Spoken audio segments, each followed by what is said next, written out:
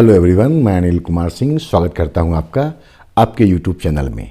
आज हम आपके लिए लेकर के आए हैं जेपीएससी परीक्षा तथा अन्य सिविल सेवा परीक्षा में जो भारत के इतिहास से प्रश्न पूछे जाते हैं उससे संबंधित 20 अत्यंत ही महत्वपूर्ण प्रश्न। ये प्रश्न आधुनिक भारत से संबंधित हैं, जिसमें एक दो क्वेश्चन मुगल काल से भी जो बहुत इंपॉर्टेंट है उसको मैंने शामिल किया है।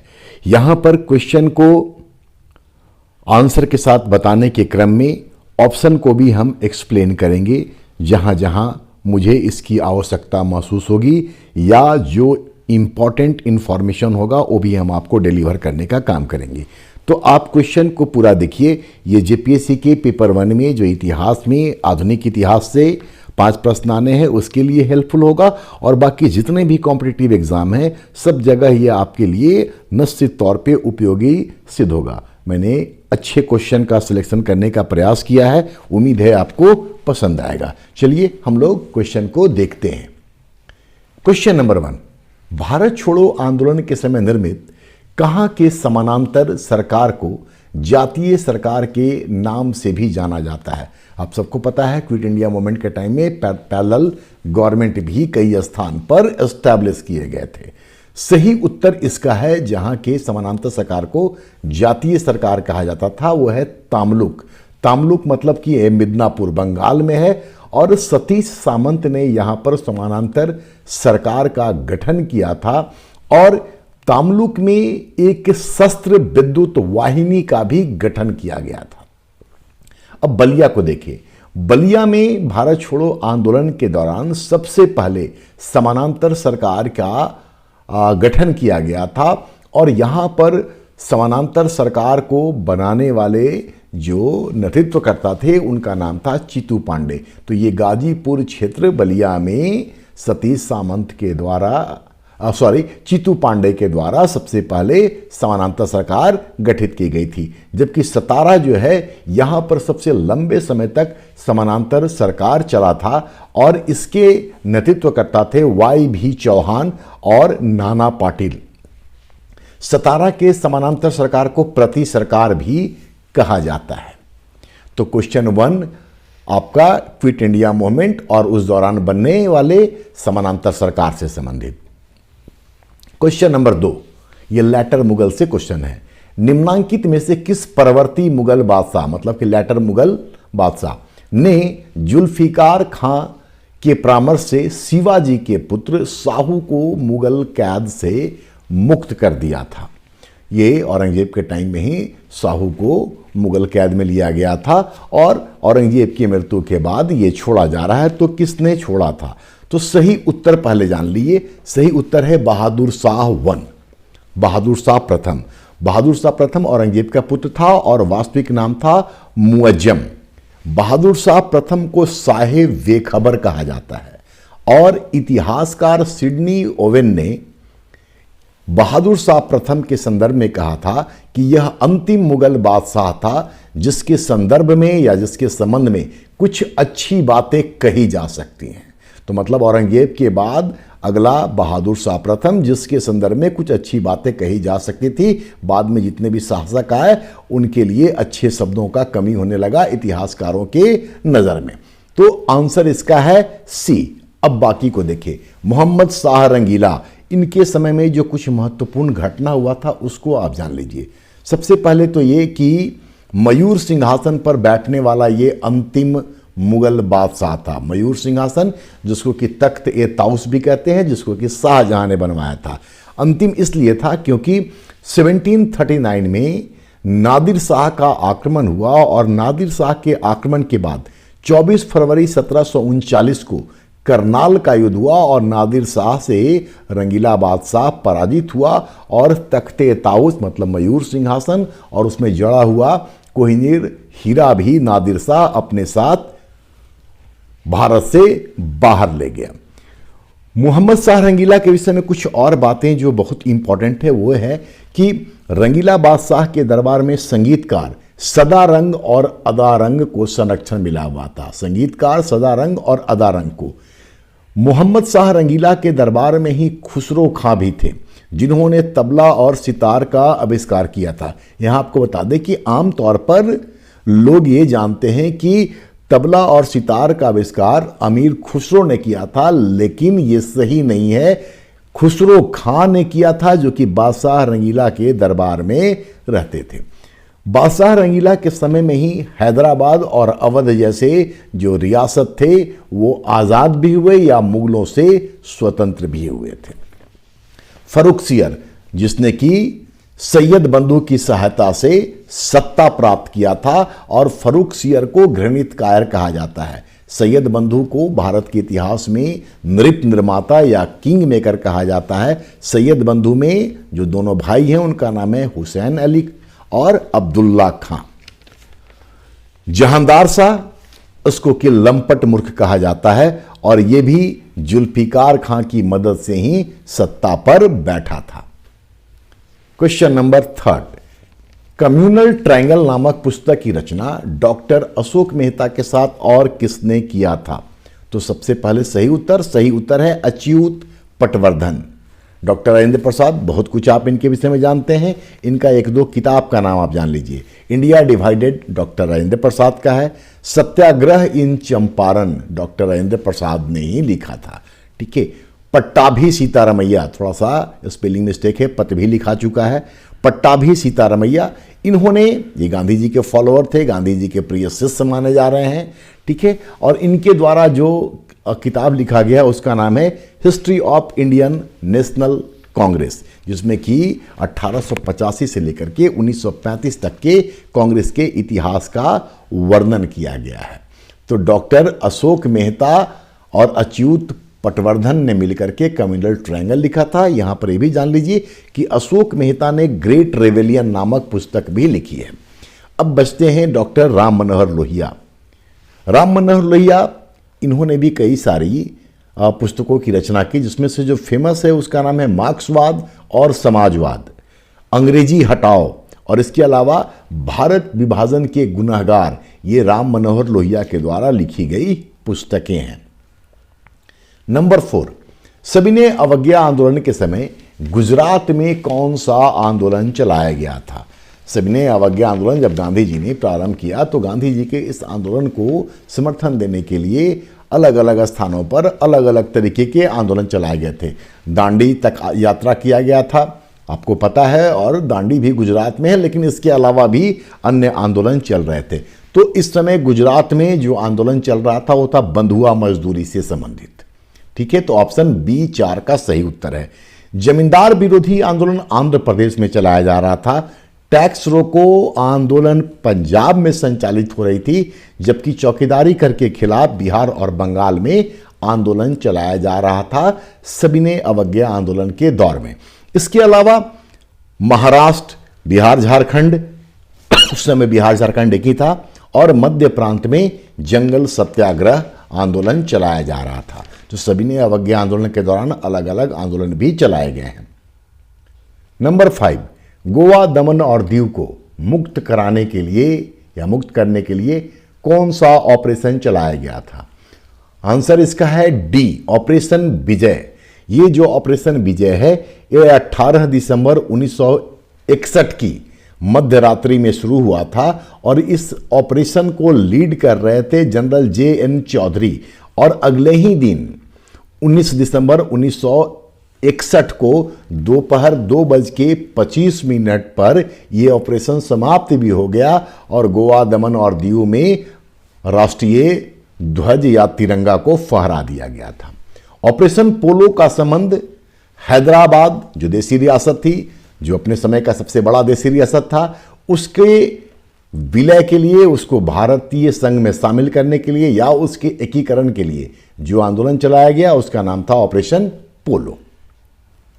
नंबर 6, 11 अप्रैल 1936 को स्थापित अखिल भारतीय किसान कांग्रेस, जिसको कि अखिल भारतीय किसान सभा भी कहा जाता है, ने अपने उद्देश्य की घोषणा 1937 के फैजपुर अधिवेशन में किया, जिसकी अध्यक्षता किसने की थी? सबसे पहले सही उत्तर जान ले तो 1937 के अखिल भारतीय किसान सभा की अध्यक्षता की गई थी NG रंगा के द्वारा, मतलब ऑप्शन सी इसका सही उत्तर है।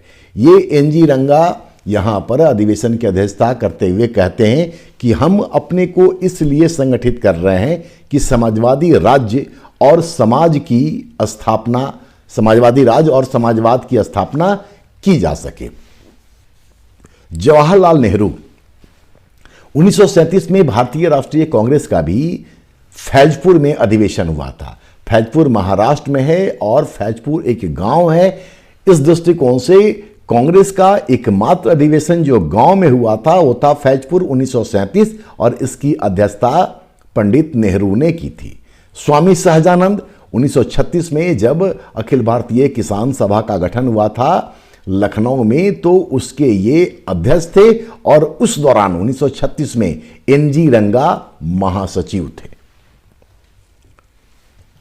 नंबर 7, शाही नौसेना विद्रोह जो 18 से लेकर के 23 फरवरी 1946 को हुआ था के समय किसी जहाज के दीवारों पर भारत छोड़ो लिखने के आरोप में गिरफ्तार किया गया था। तो सही उत्तर है सी, VOC दत्त। ये जो VOC दत्त थे ये रेडियो ऑपरेटर थे उस जहाज पर। SS खान ये सिग्नल मैन थे और इन्हीं के नेतृत्व में जहाज पर हड़ताल किया गया था। अब्दुल रशीद जो थे उनको इस विद्रोह या इस हड़ताल से पहले ही कारावास में डाला जा चुका था और उनको कारावास दिए जाने के क्रम में कलकत्ता में प्रदर्शन हुआ था और अब्दुल रशीद का संबंध आज़ाद हिंद फौज से था। यह भी जान लीजिए कि शाही नौसेना विद्रोह अंततोगत्वा सरदार पटेल और मोहम्मद अली जिन्ना के अपील पर उनके द्वारा किए गए आह्वान के बाद समाप्त हुआ था।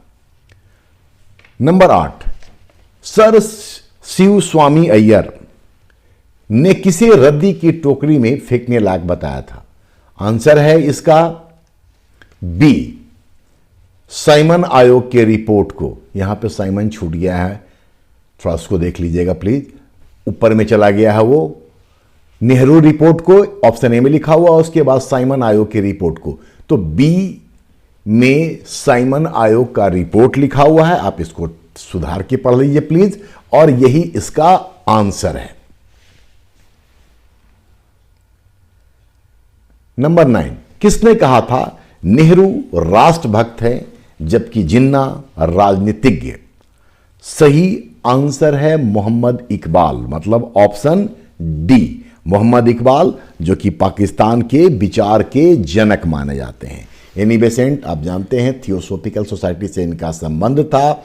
भारत में होम रूल लीग आंदोलन चलाने वालों जैसे तिलक थे उसी तरीके से एनी बेसेंट भी थी, जो अलग अलग स्थान पर होम रूल लीग आंदोलन को चला रहे थे और एनी बेसेंट मुख्य रूप से आयरलैंड की थी।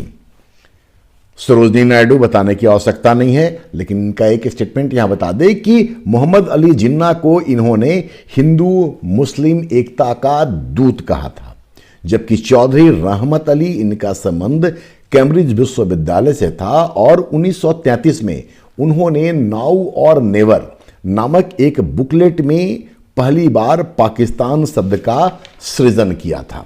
तो पाकिस्तान शब्द का सृजन किया चौधरी रहमत अली ने, जबकि पाकिस्तान के जनक के तौर पर मोहम्मद इकबाल जाने जाते हैं।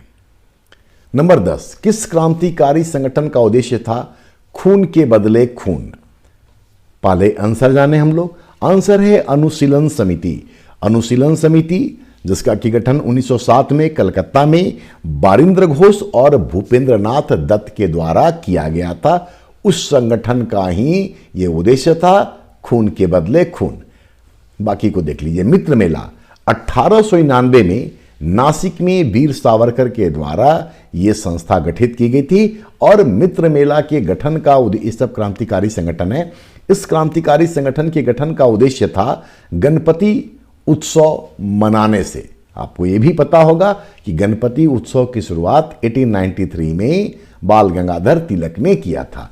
तो मित्र मेला 1899 नासिक में सावरकर के द्वारा।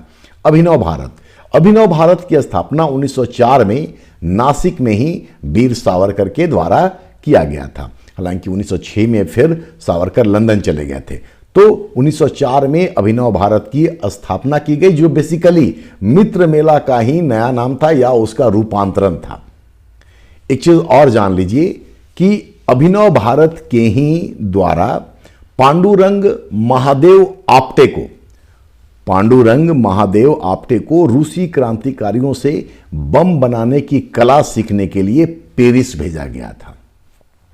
अब थोड़ा सा जान ले भद्रलोक समाज।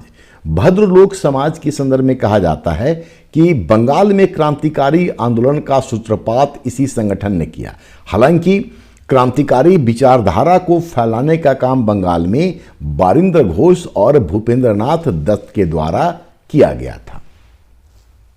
नंबर 11, कुशासन मतलब मिस गवर्नमेंट के आधार पर डलहौजी ने अवध के अलावा और किस देशी रियासत का विलय किया था। जो भी बोर्ड पर नाम है, स्क्रीन पर आपका नाम दिख रहा है, ये सब डलहौजी के द्वारा हड़प नीति के तहत शामिल किए गए हैं। उनमें से कौन अवध के अलावा कुशासन के आधार पर शामिल किया गया? तो सही उत्तर है सी, बरार। बरार जो है ये हैदराबाद के निजाम के अधीन था और यहां पर प्रायः सांप्रदायिक दंगा होता रहता था, जिसको रोकने में निजाम असमर्थ थे और साथ ही साथ उनके ऊपर व्यय जो था वो लगातार बढ़ता चला जा रहा था और निजाम उसका भुगतान करने में असमर्थ थे। इसी को आधार बना करके डलहौजी ने बरार का विलय कर लिया। बरार जो था ये कपास की यहां पर बहुत अच्छी खेती होती थी और इसीलिए डलहौजी का वहां पर नजर था कि कैसे इसको ब्रिटिश साम्राज्य में मिला लिया जाए। तो बरार को 1853 में डलहौजी ने ब्रिटिश साम्राज्य में मिलाने का काम किया था। जैतपुर को 1849 में उसने ब्रिटिश साम्राज्य में मिलाया था, बघाट को 1885 में, जबकि आपको पता ही है कि सबसे पहले हड़प नीति के तहत 1848 में सतारा को डलहौजी ने ब्रिटिश साम्राज्य में मिलाने का काम किया था। करौली को भी 1855 में उसने प्रयास किया था ब्रिटिश साम्राज्य मिलाने का, लेकिन संचालक मंडल ने डलहौजी के प्रस्ताव को अस्वीकार कर दिया था। नंबर 12, मुस्लिम लीग के लाहौर अधिवेशन में पाकिस्तान प्रस्ताव पारित हुआ। यह प्रस्ताव किसने तैयार किया था? तो मुस्लिम लीग का जो लाहौर अधिवेशन था ये 1940 में हुआ था और 23 मार्च 1940 को इस प्रस्ताव को तैयार करने वाले जो व्यक्ति थे उनका नाम था सिकंदर हयात खान ने। तो प्रस्ताव को तैयार किया था सिकंदर हयात खान ने, इसको प्रस्तुत किया था फजलुल हक ने और समर्थन किया था खलीक उज जमा ने। खलीक और जमा हो गया है, खलीक उज जमा ने इसका समर्थन किया था। खलीक उज जमा वही है जिन्होंने साइमन आयोग का बहिष्कार करने के लिए पतंगों का सहारा लिया था। चलिए नेक्स्ट क्वेश्चन की ओर बढ़ते हैं। नंबर 13, किसानों के लिए बहुमूल्य योगदान देने के लिए किसे किसान प्राण की उपाधि से सम्मानित किया गया? किसे किसान प्राण की उपाधि से सम्मानित किया गया? सही उत्तर है सहजानंद स्वामी। इंदिरंगा वगैरह के विषय में बता चुके हैं। बाबा रामचंद्र के विषय में इतना जान ले कि भारत में किसानों को सबसे पहले संगठित करने का काम बाबा रामचंद्र के द्वारा ही शुरू किया गया था, जबकि इंदुलाल याग्निक वगैरह का संबंध भी किसान आंदोलन से है और बारदोली से भी इनका संबंध रहा है। नंबर 14, 1920 में गठित AITUC AITUC all India Trade Union Congress के पहले अध्यक्ष थे। मतलब पहले अध्यक्ष कौन थे? तो इसके पहले अध्यक्ष थे लाला लाजपत राय, और लाला लाजपत राय, NM जोशी और जोसेफ बैप्टिस्ट, इन तीनों के सहयोग से ही, इनके प्रयासों से ही All India Trade Union Congress की स्थापना की गई थी। जबकि BP वाडिया, इन्होंने मद्रास लेबर यूनियन का गठन किया था और BP वाडिया के प्रयासों से ही 1926 में भारत में ट्रेड यूनियन एक्ट, श्रम संघ अधिनियम पारित किया गया था। नंबर 15, 1668 में किसके द्वारा फ्रांसीसियों की पहली कोठी सूरत में स्थापित की गई थी? तो इसका सही उत्तर है सी, फ्रैंको कैरो के द्वारा 1668 में फ्रांसीसियों की पहली कोठी सूरत में स्थापित हुई थी। फ्रैंको मार्टिन के द्वारा 1673 में पांडिचेरी में कोठी की स्थापना की गई थी। मरकारा के द्वारा 1669 में 1669 में मसूलीपट्टनम में कोठी स्थापित की गई थी, जबकि विलांगर डेलेस्पिने यह नाम फ्रांसीसियों के संदर्भ में या क्वेश्चन के दृष्टिकोण से बड़ा ही इंपॉर्टेंट है, क्योंकि विलांगर डेलेस्पिने ही वह व्यक्ति था जिसने कि वलीकोडापुरम, मतलब कि तमिलनाडु में, ये मद्रास के पास, वलीकोडापुरम का जो सूबेदार था उसका नाम था शेर खां। उस वलीकोडापुरम के सूबेदार शेर खां से विलांगर डेलेस्पिने ने पुर्दुचेरी नामक एक गांव प्राप्त किया था और फिर वहीं पर पांडिचेरी की नींव रखी थी। तो पुर्दुचेरी ही इसका वास्तविक नाम था, इसीलिए आज की तारीख में पांडिचेरी को फिर से पुद्दुचेरी कर दिया गया है। नंबर 16, भारत में पुर्तगाली शक्ति की नींव रखने का श्रेय किसको जाता है? भारत में पुर्तगाली शक्ति की नींव रखने का श्रेय किसको जाता है? तो सही उत्तर है B, Afonso de Albuquerque. Option B इसका सही उत्तर है। फ्रांसिस्को डी अल्मीडा, ये ब्लू वाटर पॉलिसी, नीले पानी की नीति के लिए जाना जाता है। नीले पानी की नीति मतलब कि समुद्र पर अधिकार। Afonso de Almeida, Nuno de Cunha और ग्रेसिया डी नोरोन्हा या डी रोन्हा, ये सब भी पुर्तगाली गवर्नर थे। नंबर 17, वेल्बी आयोग का संबंध था। तो वेल्बी आयोग का संबंध था भारतीय व्यय की समीक्षा से। और यहां पर यह भी जान लीजिए कि वेल्बी आयोग के समक्ष भारत की बातों को रखने का काम गोखले और दिनसा वाचा ने किया था, और ऐसा करने के लिए वेल्बी आयोग के समक्ष वो लंदन में उपस्थित हुए थे। नंबर 18, आज हमें पाकिस्तान अथवा आत्महत्या में से किसी एक को चुनना है। यह किसका कथन है? तो ये कथन है गोविंद बल्लभ पंत का। भारत के विभाजन से संबंधित जो प्रस्ताव सब है उसी के संदर्भ में ये बात गोविंद बल्लभ पंत ने कही थी। क्वेश्चन नंबर 19, किस पुस्तक में क्रांति को सामाजिक, राजनीतिक और आर्थिक स्वाधीनता के रूप में परिभाषित किया गया है? सही उत्तर जान लीजिए। सही उत्तर है D, philosophy of bomb. Philosophy of bomb जो है इसको भगवती चरण बोहरा ने लिखा था, और भगवती चरण बोहरा ने ये पुस्तक जो थी वो चंद्रशेखर आजाद के अनुरोध पर लिखा था।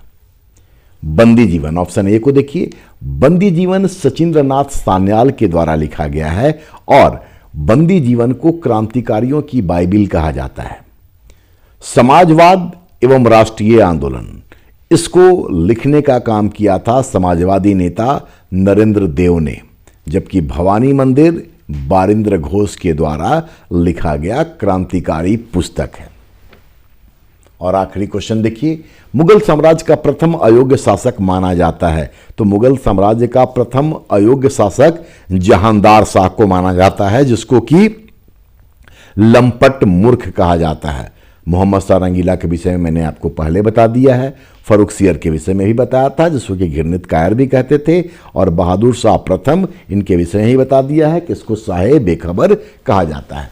तो ये आधुनिक भारत से 20 प्रश्न थे, और इन प्रश्नों का आंसर बताने के क्रम में उसके ऑप्शन के संदर्भ में जो अन्य महत्वपूर्ण बातें बताए जाने योग्य थी मैंने उसको भी बताने का काम किया है। चलिए अगले वीडियो में किसी और टॉपिक के साथ हम आपसे मिलते हैं। वीडियो को देखते रहिए और अपने दोस्तों के साथ शेयर भी कीजिए।